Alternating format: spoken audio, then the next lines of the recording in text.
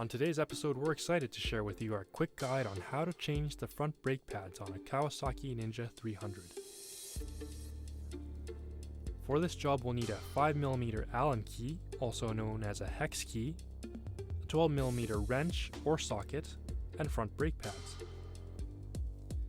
The Kawasaki dealership sold us these EBC brake pads instead of genuine Kawasaki pads made by Nissan, but since these pads seem to have a good reputation for quality at a lower price point, we decided the EBC pads would be an acceptable OEM replacement pad for our Ninja. The first step is to start loosening the two hex screws that hold in the caliper retaining pins. You can unscrew the pins and pull them out, but if you can't pull them out, you can just loosen the threaded part all the way for now, like I did here. Once the retaining pins are loose, we can move on to loosening the caliper bracket bolts. Depending on the 12mm tool you're using, and whether or not you have the ABS model, you might find it easier to remove the ABS wheel speed sensor bracket with the same 5mm Allen key as we did here.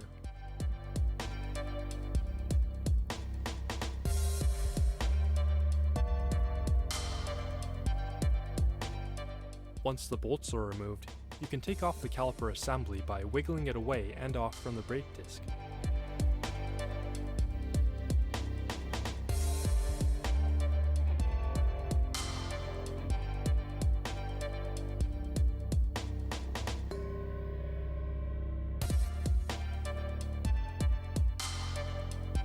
While the old pads are still in the caliper, you might want to take advantage of the leverage they can provide in helping push the pistons back into the caliper.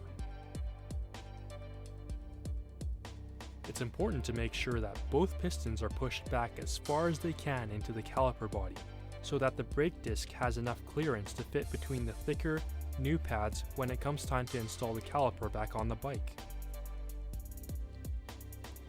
In order to remove the old pads out of the caliper, we need to pull out the two caliper retaining pins we loosened at the beginning. The pins can be rusty and a bit hard to pull out sometimes, so one trick is to use the 5mm Allen key to push the pins out from the holes on the back of the caliper, as we did here.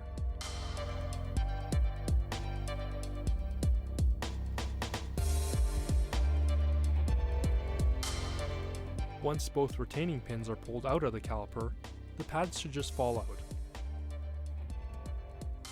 Double check to make sure that both pistons are pushed in as far back as possible, and place the new pads into the caliper, taking note of their orientation.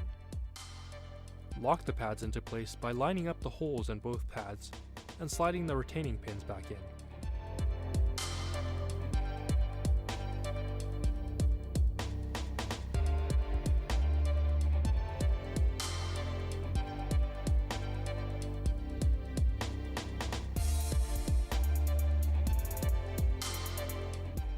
Again, making sure that the pistons are pushed in as far back as possible for the pads to clear the brake disc. Line up the caliper so that the brake disc fits in the gap between the new brake pads, and wiggle the caliper back into place. Line up the bolt holes for the caliper bracket, and reinstall the two 12mm head caliper bolts.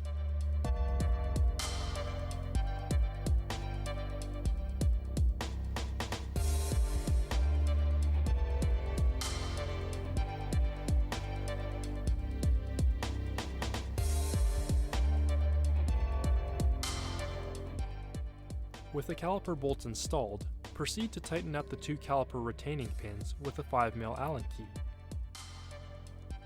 If your bike is equipped with ABS, snug up the caliper bolts before reinstalling the wheel speed sensor bracket so it doesn't get in the way of tightening the bolts.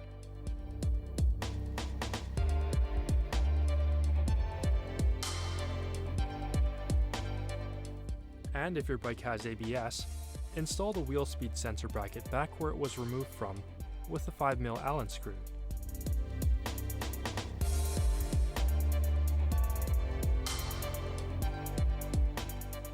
Do a final safety pass, making sure that all the bolts are tight. If you're using a torque wrench, tighten the caliper pins and wheel speed sensor bolt to 13 foot-pounds and the caliper mounting bolts to 18 foot-pounds.